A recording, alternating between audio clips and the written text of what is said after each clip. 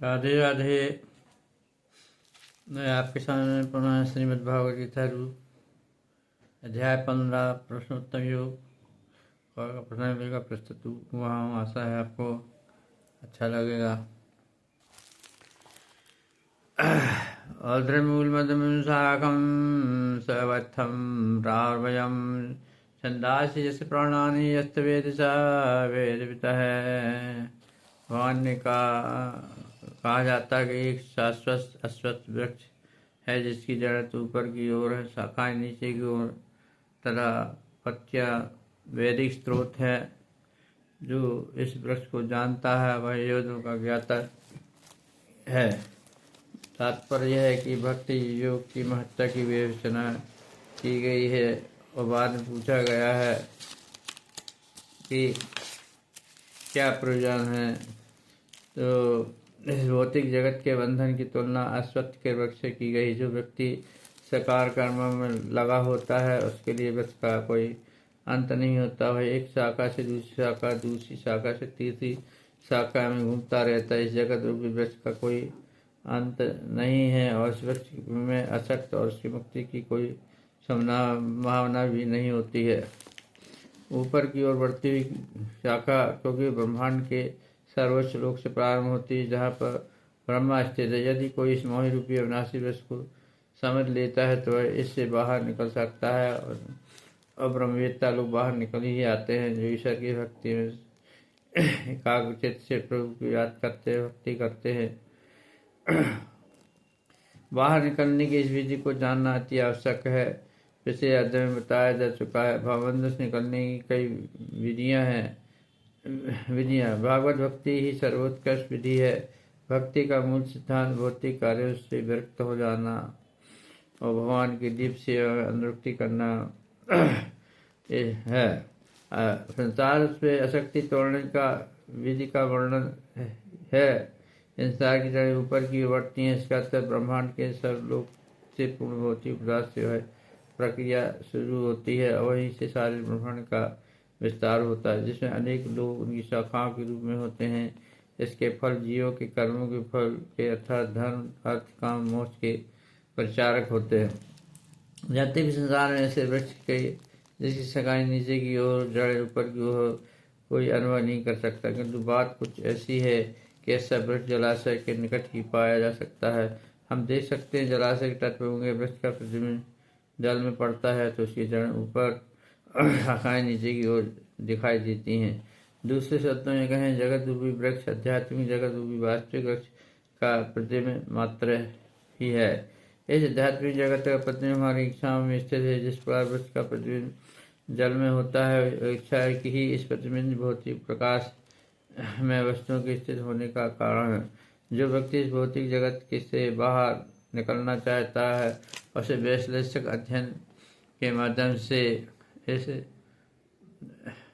वृक्ष को भली हाथ जानना चाहिए। फिर इस वृक्ष को अपना संबंध विच्छेद करना चाहिए। यह वृक्ष वास्तविक वृक्ष का प्रतिबिंब होने के कारण वास्तविक प्रतिरूप है। आध्यात्मिक जगत में सब कुछ तो है परंतु निवेशवादी इस भौतिक वृक्ष का मूल तत्व मानते हैं और शाक्त दर्शन के अनुसार इस मूल से पहले प्रगति पुरुष तथा 3 गुण निकलते हैं, फिर 5 गुण स्थूल, 5 महाभूत, फिर 10 इंद्रियां, दशेंद्रियां आदि। इस प्रकार से वे सारे संसार को 24 तत्वों में विभाजित कर देते हैं। यदि ब्रह्म समय व्यक्तियों का केंद्र है तो एक पास से भौतिक जगत 180 अंश के उलार में है और दूसरे 180 अंश के आध्यात्मिक जगत। चूँकि यह भौतिक जगत उल्टा प्रतिबिंब है अतः आध्यात्मिक जगत भी इस प्रकार की विविधता होनी चाहिए। प्रगति परमेश्वर की बहिरंगा शक्ति है और पुरुष साक्षात परमेश्वर। इसकी व्याख्या भागवत गीता में हो चुकी। चूँकि यह व्यक्ति भौतिक अंतर में क्षणिक है, प्रतिबिंब भी क्षणिक होता है क्योंकि कभी वह दिखता है तो कभी नहीं दिखता, परंतु वह स्रोत जहाँ से प्रतिबिंब होता है शाश्वत होता है। वास्तविक वृक्ष के भौतिक प्रतिबिंब का विच्छेद करना होता है। जब कोई कहता है कि अमर व्यक्ति वेद जानता है तो उसे समझा जाना चाहिए कि उस जगत की आसक्ति से विरक्त होना चाहता है, विराग लेना चाहता है। यदि इस व्यक्ति को जानता है तो समझिए वह वास्तव में वेदों को जानता है। जो व्यक्ति वेदों के कर्म कांड द्वारा आकृष्ट होता है अथवा आकर्षित होता है वह विश्व के सुंदर हरि प्रतिबिंब से आकृष्ट होता है। यह वेदों के वास्तविक उद्देश्य को भी नहीं जान सकता। वेदों का तेज भगवान ने स्वयं प्रकट किया है और वह है कि इस प्रतिबिंबित वृक्ष को काट कर आध्यात्मिक जगत के वास्तविक वृक्ष को प्राप्त करना होता है। आस्त्रोद्धम भ्रष्टास्तस्य शाखा गुणप्रबद्धा विषयप्रवालाः अधस्य मूलान्यनुसन्तानि कर्मानुबन्धीनि मनुष्यलोके। इस वृक्ष की शाखाएं ऊपर तथा नीचे फैली हुई हैं और प्रकृति के तीनों गुणों द्वारा पोषित है। इनकी टहनियाँ इंद्र विषय है। इस वृक्ष की जड़ें नीचे की ओर भी उतरती है जो मानव समाज के सकाल कर्म से बंधी हुई हैं। तात्पर्य अश्वत्थ वृक्ष की जहाँ और भी व्याख्या की गई है। इसकी शाखाएं चतुर्दिक फैली हुई हैं।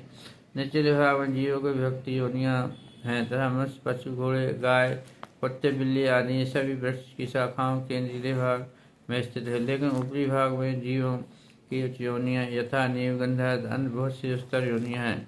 जिस प्रकार समान वृक्ष का पोषण जल से होता है उसी प्रकार वृक्ष प्रगति के तीन गुणों द्वारा पोषित होता है। कभी कभी हम देखते हैं जलाभाव से कोई भूखंड वीरान हो जाता है तो कोई खंड खंड लहराता है। इस प्रकार जहाँ प्रगति के विषय का अनुपातिक अधिक होता है वहाँ उसी अन्य जीवों की योनियाँ प्रकट होती हैं। वृक्ष की टहनियाँ इंद्रिय विषय होती हैं। विभिन्न गुणों के विकास से विभिन्न प्रकार की इंद्रियों के विकास करते हैं और इंद्रियों के द्वारा विभिन्न विषयों का भोग किया करते हैं। शाखाओं के सिरे इंद्रियाँ यथा कान, नाक, आँख आदि जो विभिन्न इंद्र विषयों के भोग में आसक्ति होती है। टहनियाँ शब्द रूप स्पर्श इंद्रिय विषय।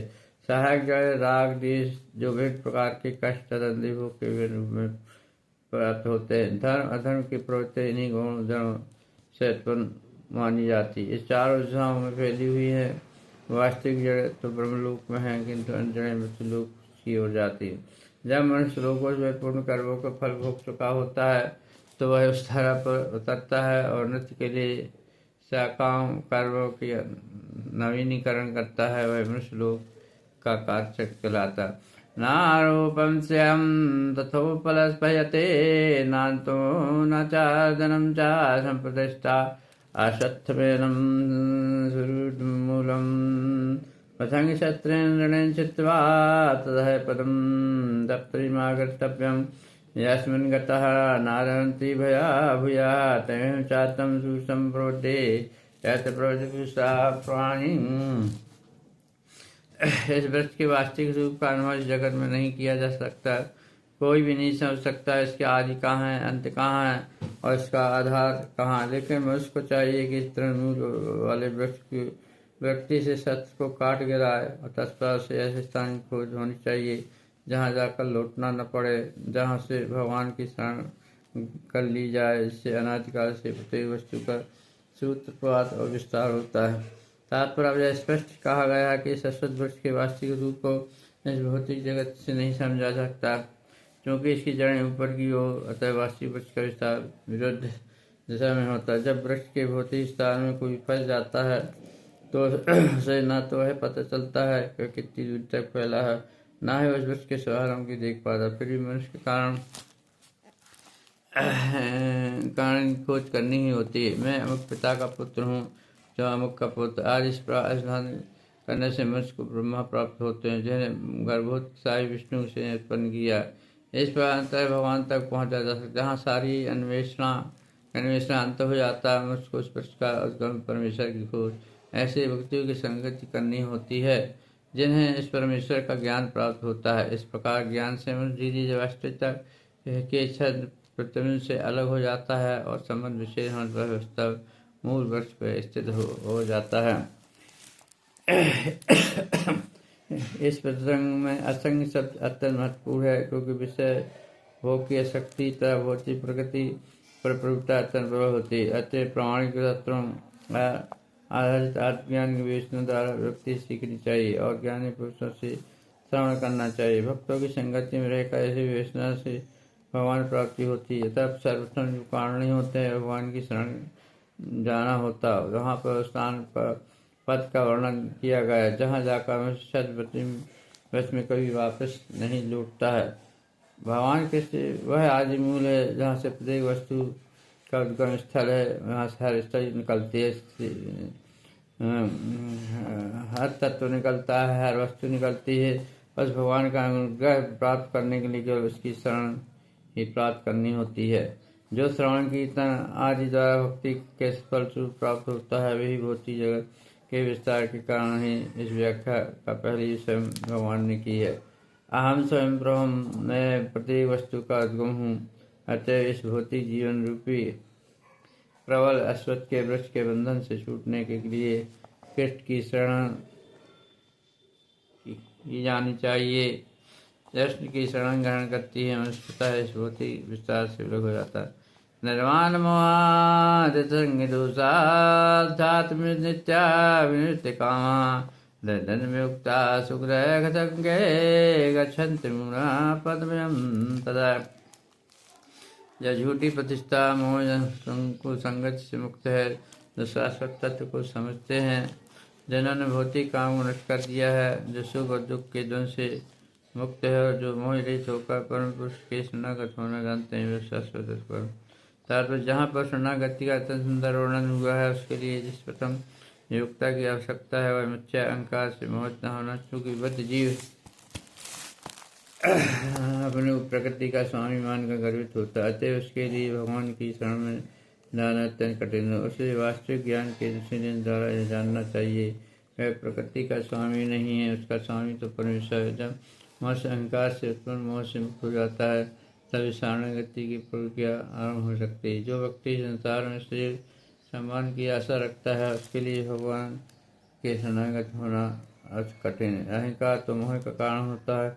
यद्यपि मनुष्य वहाँ आता है तो कुछ काल तक रहता है, फिर चला जाता, तो मुक्तावश वह समझ बैठता है कि वह इसी संसार का स्वामी है।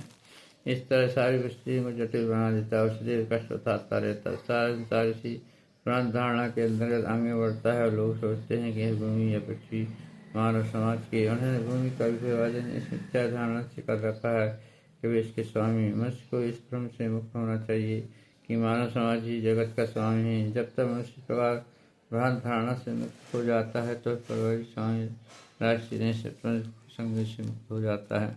ये त्रिपुर संगतियाँ संसार को बांधने वाली। इस अवस्था के बाद उसे आध्यात्मिक ज्ञान विकसित होता है। उसे ज्ञान का अनुशोधन करना होता है, वास्तव में उसका क्या है और क्या नहीं। और जब इन वस्तुओं का सही ज्ञान हो जाता है, तब वह सुख दुख हर्ष जैसे द्वंद्वों से मुक्त हो जाता है और ज्ञान से परिपूर्ण हो जाता है। तब भगवान का शरणागत बनना संभव हो जाता है। राधे कृष्ण राधे राधे। प्रियजनों, आज की व्याख्या यहीं विश्राम की जाती है। कल पुनः श्लोक क्रमांक 6 से लेकर प्रस्तुत होगा। अध्याय 15 पुरुषोत्तम योग। राधे राधे। ओ राधे राधे। भजले रे मनवा तू राधे राधे। राधे राधे भजले रे मनवा, तुझ श्याम मिलेंगे, तुझ राम मिलेंगे। राधे राधे भजले रे मनवा, तुझ श्याम मिलेंगे, तुझ घनश्याम मिलेंगे। राधे राधे भजले रे मनवा, तुझ श्याम मिलेंगे, घनश्याम मिलेंगे, गोपाल मिलेंगे। भजले रे मनवा, ये मिथ्या संसार, ये मिथ्या संसार झूठ का ताना बाना पड़ा हुआ है जाला, पड़ा हुआ है जाला। इसलिए भजले रे मनवा, राधे राधे राधे राधे भजले रे मनवा, तुझ श्याम मिलेंगे, तुझ श्याम मिलेंगे, तुझ श्याम मिलेंगे। लोभ मोह क्रोध की माया है, सबको बहुत भरमाया है। राधे राधे जप ले मनवा, तुझ श्याम मिलेंगे, तुझ श्याम मिलेंगे। राधे राधे भजले मनवा, तुझ श्याम मिलेंगे, तुझ श्याम मिलेंगे, तुझ श्याम मिलेंगे, तुझ श्याम मिलेंगे। राधे राधे भजले रे मनवा, तुझ